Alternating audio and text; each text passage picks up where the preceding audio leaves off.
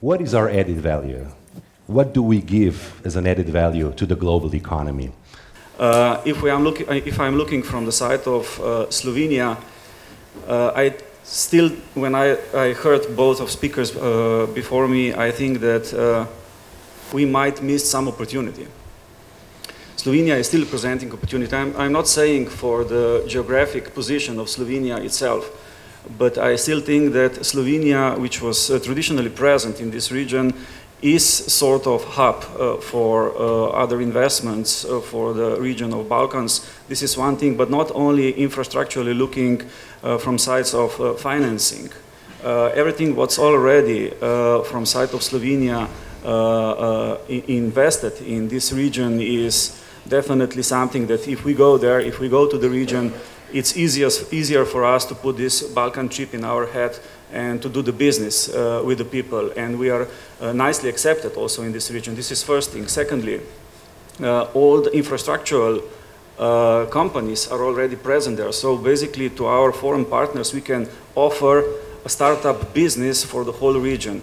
We are present there. We can move the information with telecom, for instance. We can move the energy with petrol or ELES. We can move the cargo or people with Slovenian railways or with the port of Koper. We can move the finances with NLB. I mean, these are our multinationals with the infrastructure already developed. And I would not like to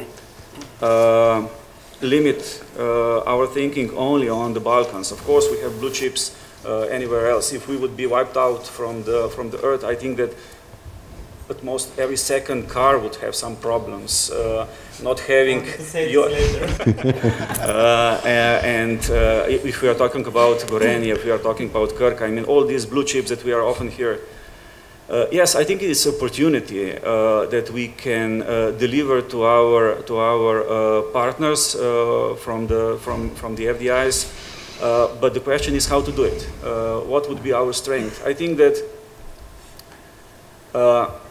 as you said, we are small, and we are really small. For instance, if we would like to attract one developer, car manufacturer, developing center in Slovenia, you have to know that immediately they will require from 100 to 150 engineers, mechanical engineers. I am a mechanical engineer by my preoccupation, and faculty of mechanical engineering in Ljubljana, they produce 50 to 70 engineers per year. So basically, do we have this power to do only on the research? On the other side, we would not like to be involved in the mass production, because our infrastructure, our government, our country is too expensive in order to do with small margins. So there is in between something, and this is we are capable of doing some tryouts for the multinationals. So it means that the business model which should be introduced somewhere, we can definitely develop in Slovenia. We can do all the logistics for the business model, and then to implement it somewhere else. Bosch, Siemens do it. Iskratel do it in Slovenia and then develop it for the other markets and so on. Yes, I think that this is still advantage, but it is not the only one. We have to see that, for instance, I was speaking before about the middle class labor workforce, the engineers. We have to know that, for instance, in Czech Republic, that approximately it has 20% less in GDP. The net take-home pay for the Czech engineer is 20% more. In Zagreb, we did some analysis for Kovino-Plastika Lož, where they were spreading not only for the Balkans, but also for the Russian and so on. In Zagreb, the net pay for the engineer is approximately the same as in Kovino-Plastika. So basically, this taxation, the red carpet for the FDIs from side of the government should be not only declarative, but also affirmative. It should be something which is really put into the force. You're asking me about the red carpet for the foreign investments. Definitely what we have heard already, if we wrap up it in this way, education itself, it would not be enough. You can see, for instance, that we have great professionals, also with the tradition, for instance, in the pharmaceuticals, but we do not have any particular, except for the Krka, we do not have any particular R&D center for that one. Also, Lake put all their professionals out in the Sandoz group and so on. So basically, we need to, what the gentleman nicely said, nicely asked how to educate people.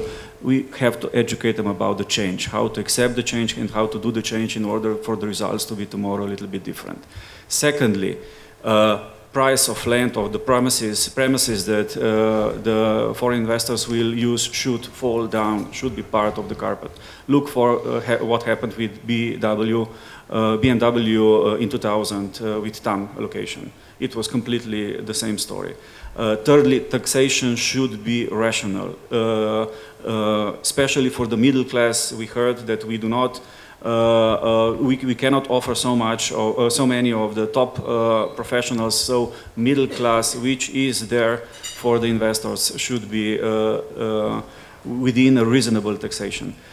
Corruption, we just said it once. Corruption perception index of Slovenia is on the 35th place. Austria is on 20. It's a neighboring country.